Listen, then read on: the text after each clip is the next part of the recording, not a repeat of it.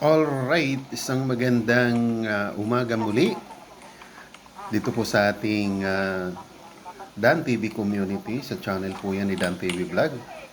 Ayan, mega love shoutout muna sa ating mga member, super chatters, at sa mga walang sawang sumusubaybay dito po sa ating channel ni Dan TV Vlog.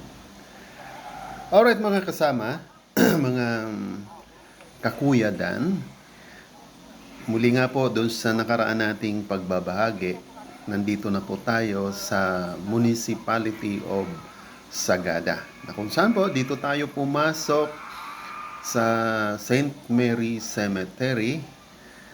Ayan, na ang direksyon po ng journey natin ay tutungo po tayo. Malayo pa. Okay, so nag-inquire tayo kung malayo pa yung direction po natin patungo pa po sa Hanging Coffin.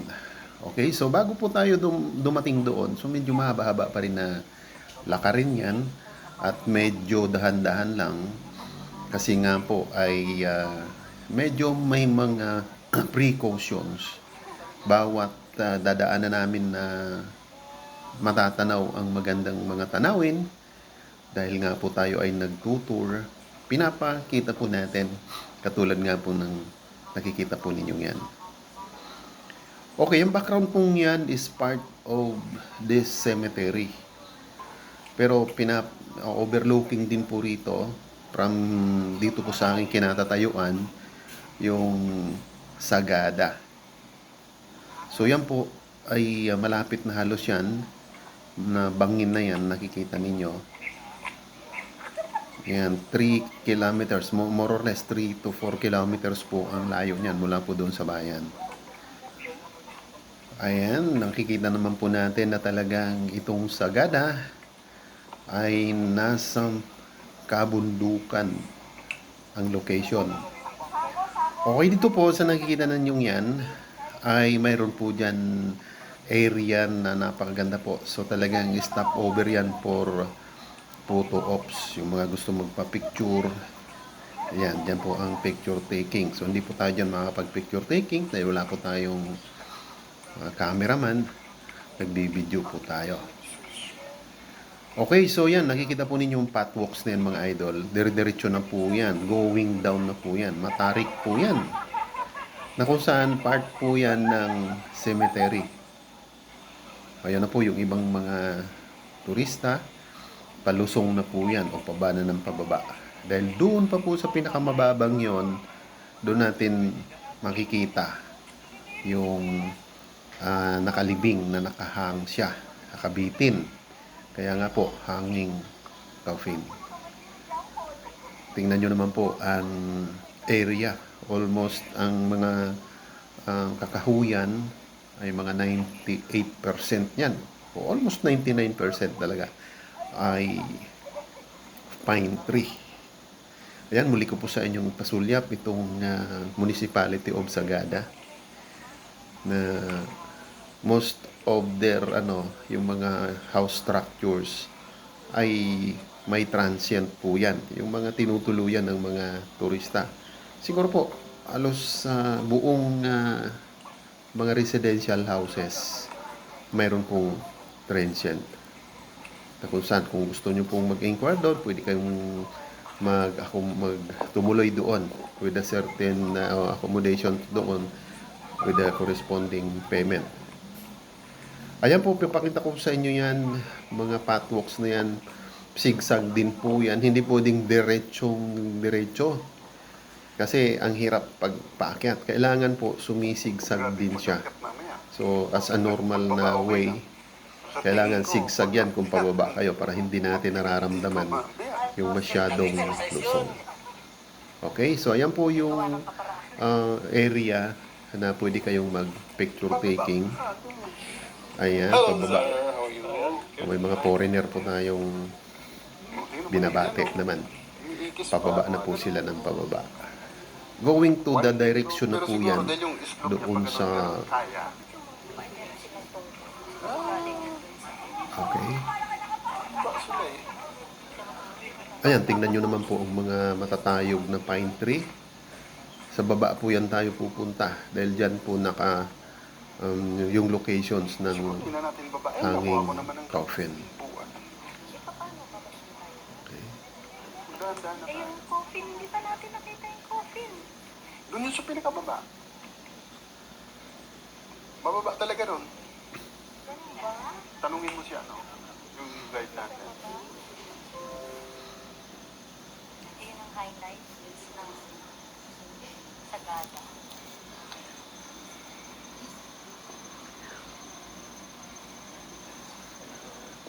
Ayan muli mga lods. Ang bundok na yan, punong-puno ng pine tree. Malamig po dito. Malamig po dito, sobra. Nasa Tingnan mo yung kalagnas ng hangin. Umi-echo. Bawal nga sumigaw dito kasi pag sumigaw ka, mag-i-echo doon.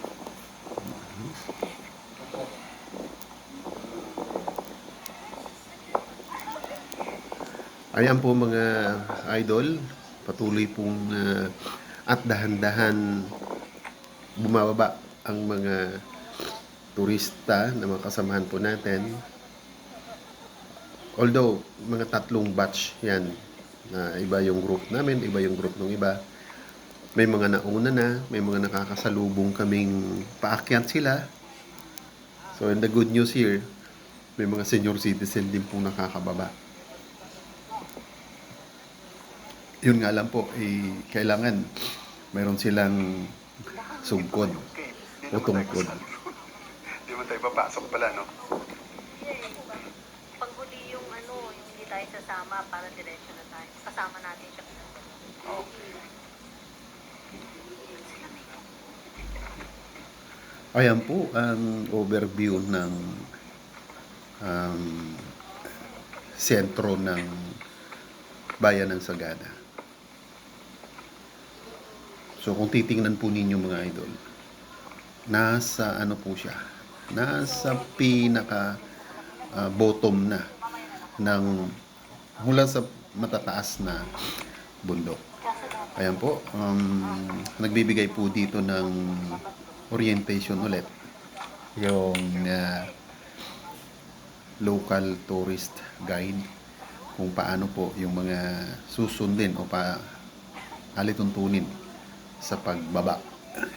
Kasama na po yung syempre yung safety, hindi lang po yung maaari kang madulas, kundi yung mismong stamina o resistance mo. Tapos papahingahin ka, tuloy baba ulit. Pero tingnan po natin mamaya ang pag-akyat. Kasi medyo malalim po yan. Sa estimate ko po yan mula dito sa pinakatuktok. Saan yung Although hindi pa yan pinakatuktok mga idol. Mayroon pa dyan pataas pa yan na may mga puntod pa. May mga puntod pa dyan.